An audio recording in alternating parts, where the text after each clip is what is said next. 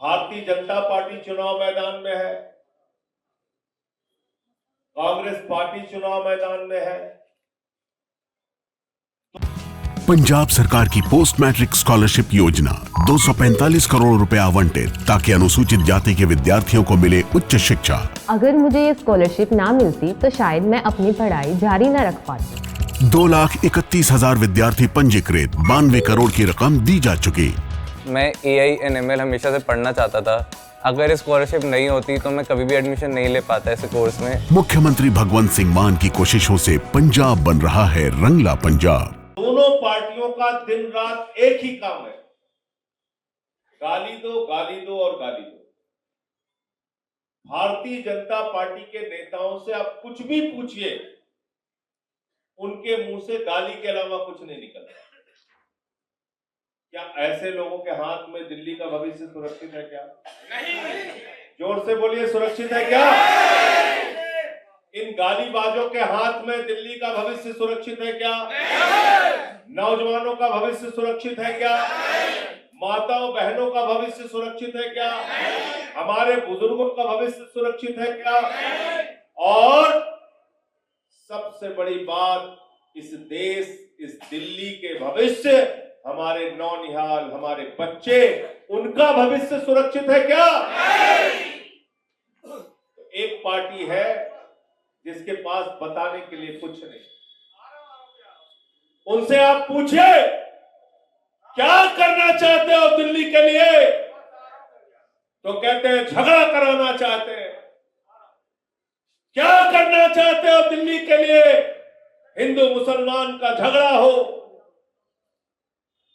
सिखों के खिलाफ उनको खालिस्तानी कह के अपमानित किया जाए, किसान बोले तो लाठियों से पीटा जाए।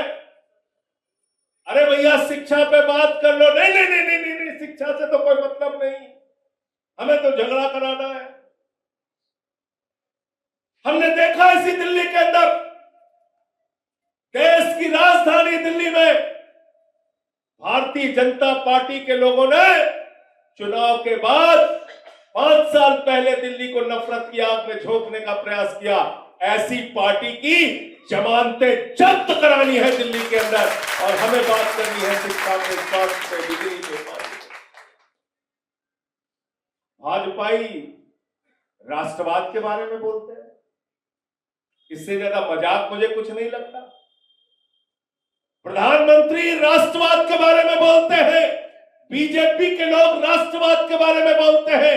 वो पार्टी जिसने नवाज शरीफ के बर्थडे का केक काटने के लिए प्रधानमंत्री बिना बुलाए चले गए थे, वो पार्टी जिसने हिंदुस्तान में आतंकवाद फैलाने वाले संगठन ISI को पठानकोट में बुलाकर हमारे शहीदों की जांच कराने का काम किया, वो पार्टी जिसने भारत के प्रधानमंत्री के तौर पे नरेंद्र मोदी ने पहली बार पाकिस्तान के प्रधानमंत्री को अपने शपथ ग्रहण समारोह में बुलाने का काम किया, वो पार्टी जिनके पूर्वजों का इतिहास अंग्रेजों के साथ मिलकर क्रांतिकारियों की गद्दारी करने का है, वो कभी भी राष्ट्रभक्त और राष्ट्रवादी नहीं हो सकते हैं, याद रखें।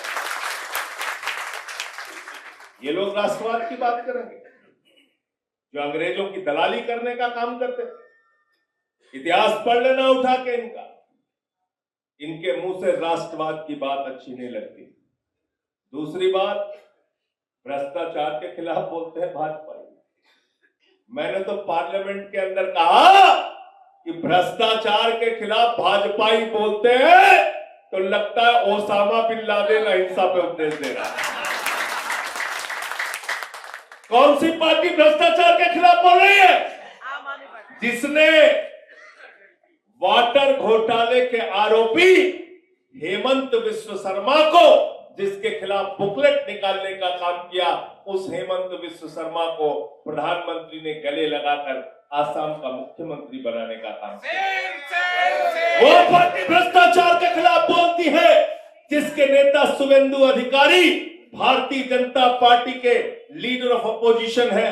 बंगाल के अंदर जो CBI और ED के मामले में शारदा और नारदा स्कैम में फंसे हुए थे, मुकुल राय को राष्ट्रीय उपाध्यक्ष बनाती है।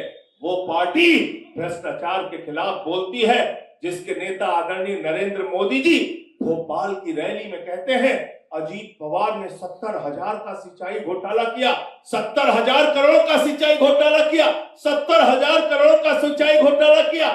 ऐसा चिल्ला चिल्ला के मोदी जी बोल रहे थे, लग रहा था कल ही गर्दन पकड़ के गिरफ्तार कर लेंगे, लेकिन हमने देखा गर्दन पकड़ने के बजाय दूसरे दिन मोदी जी गले लगा रहे।